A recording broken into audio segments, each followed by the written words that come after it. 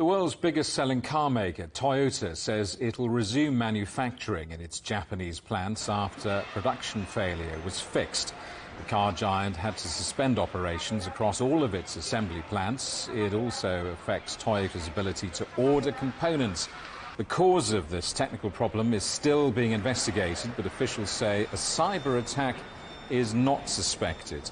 Well, Seijiro Takeshita is Professor of Management and Information at the University of Shizuoka in Japan. Well, this has happened before, but basically to do with the system failure. Toyota is claiming that it's not like the ransomware, which they've been hit last February, which resulted also in shutdown of all their operations. But it is one thing that is very clear, that the Japanese corporations, including that of Toyota, are still quite naive against these ransomware and these kind of problems that could occur from these systems as a whole.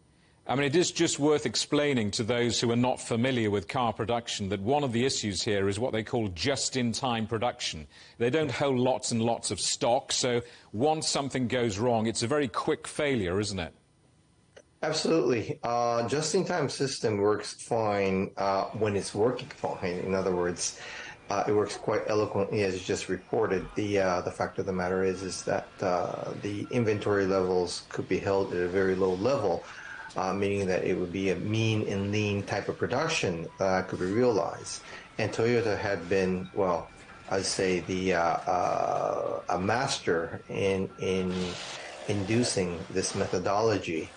But the problem is that because of the, I'd say, disruption that could be caused by these, for example, ransomware or anything, what tends to happen is that if there is one problem in their whole, I'd say, production chain, then the whole system gets to a standstill. And that is another problem because people are now focusing on JIC, which is just in case we have problems, for example, in this case, like ransomware, etc. Now, this is one area where I think Toyota and other Japanese companies still haven't really looked deeply enough. Are you suggesting this is a particularly Japanese problem, a particularly Toyota problem, or does this hit the whole global car industry? Well, it hits any industry that are trying to comply with, lesser time in their inventory adjustment, which is what everybody wants to achieve. But there's always a negative side to it, and the Japanese have been very eloquent in perfecting this methodology, particularly Toyota. But there's also a negative side to it, which has been revealed by the recent earthquake, and also, the increasing amount of disruption that could be caused by the system. So this is another big problem that particularly Japanese companies are facing, and also the fact that Japanese companies tend to be very naive against these, external threats, such as, ransomware. We're still very much behind in coping with these issues. Do we know yet how big the impact is going to be from this incident? It shouldn't be that much of a problem, but it does leave a very strong stain in questioning whether they would be able to cope with further disruptions.